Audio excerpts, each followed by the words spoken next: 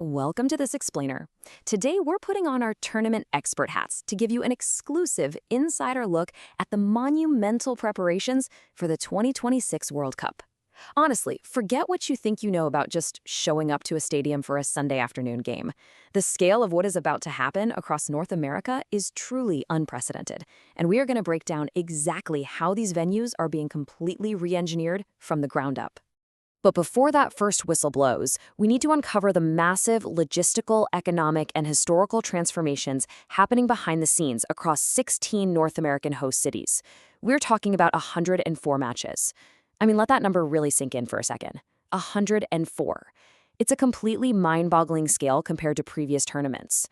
What does it actually take to host an event of that sheer magnitude?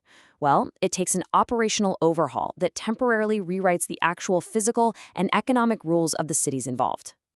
So here is our game plan for today. First, we'll look at the FIFA name game, then fortifying the fan experience, followed by the massive economic windfall, and finally, chasing historical greatness. All right, kicking things off with part one, the FIFA name game, looking at corporate erasure and pitch realities. Let's see what FIFA absolutely does not want on the marquee. You see, because of incredibly strict clean venue rules prohibiting corporate sponsors, these billion-dollar arenas get entirely stripped of their familiar local identities. They're assigned completely sanitized, neutral names for the tournament. You're not going to be navigating to AT&T Stadium. You'll be going to, quote-unquote, Dallas Stadium. MetLife becomes New York/New Jersey Stadium, Gillette is Boston Stadium, and SoFi is just Los Angeles Stadium. It's kind of hilarious, right?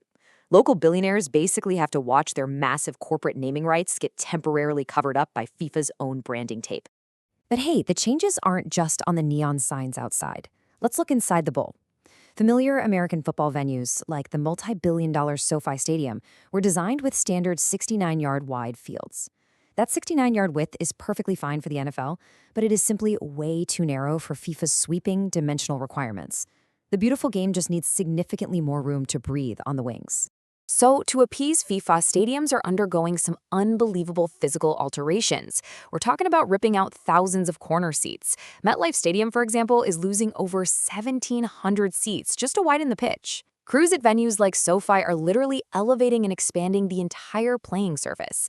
And down in Atlanta, at Mercedes-Benz Stadium, they are completely tearing out the artificial NFL turf to lay down bespoke, world-class natural ryegrass, all while erasing all permanent sponsor branding. Imagine the staggering cost and manpower required to literally raise the floor of a mega stadium just for a few weeks of soccer.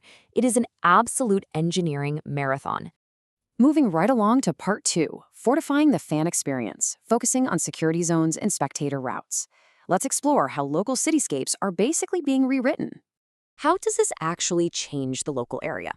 Well, as a reporter at the Daily Hive noted about Vancouver's BC Place, the typical fan approach is entirely replaced by towering fences. These venues are converted into highly secure fortresses weeks in advance. The quote is literally, BC Place is a fenced-off FIFA fortress right now. You can't just wander up to the gates off the street. Roads are closed off, standard entrances are shut down, and the entire perimeter is heavily fortified long before the first fan ever arrives. And this is exactly why FIFA mandates 5 strict concentric security zones around every single stadium. It is a highly controlled environment. It forces everyone to clear an outer visual ticket checkpoint long before they ever reach the electronic turnstiles at the inner perimeter. And there's a vital reason for this. We are dealing with the global security stakes of an event watched by billions of people around the world. This is much more than a typical Sunday football game. It is a massive international summit wrapped in a sporting event. So imagine you are one of the lucky few holding a ticket. Your match day is this incredibly orchestrated journey. First, you'll arrive at designated distant transit hubs. Second, you'll walk a heavily restricted match day spectator route. Third, you'll pass those outer perimeter visual checks and search plans. And finally, you'll clear the inner perimeter electronic turnstiles. It's an elaborate, carefully choreographed dance designed just to safely funnel tens of thousands of people into a single space. Okay, on to part 3, the economic windfall, looking at projected GDP and localized spending.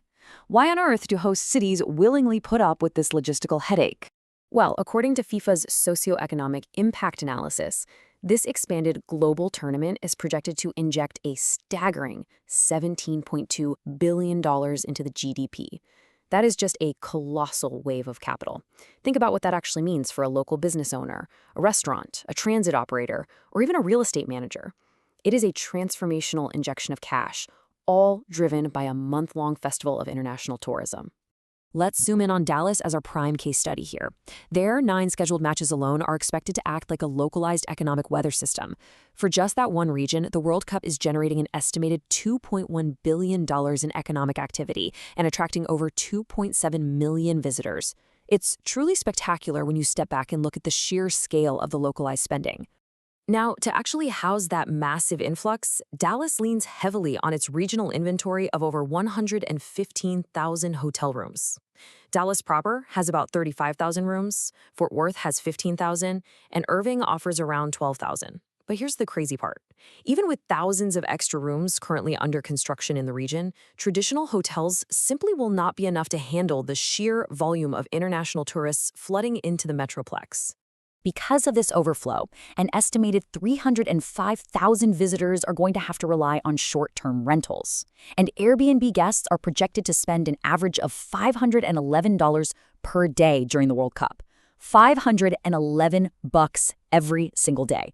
That is a whole lot of souvenir jerseys, local tacos, and ride shares, right?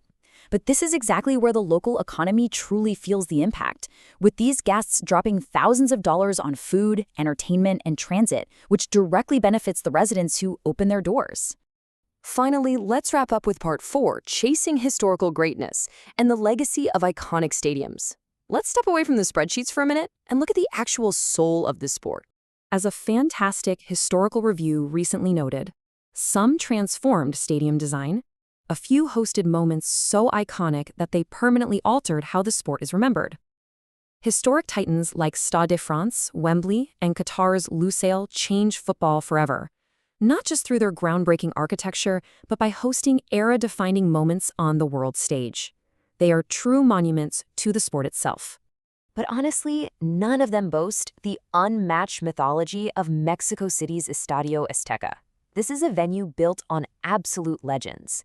In 1970, Pelé lifted the World Cup trophy there. In 1986, Maradona immortalized the hand of God on that very pitch. And now, in 2026, it becomes the first stadium ever to host 3 opening matches. It's a venue that hasn't just witnessed champions, it has actively shaped the very memory of modern football. So as we gear up for kickoff across these 16 transformed fortresses, it really leaves us wondering, which of 2026's billion-dollar arenas will become a legend? Will a widened pitch in New Jersey or maybe a billion-dollar roof in LA be the backdrop for the next hand of God? The stage is being set, the fences are going up, and history is literally waiting. Thanks for tuning into this explainer. We will see you on the pitch.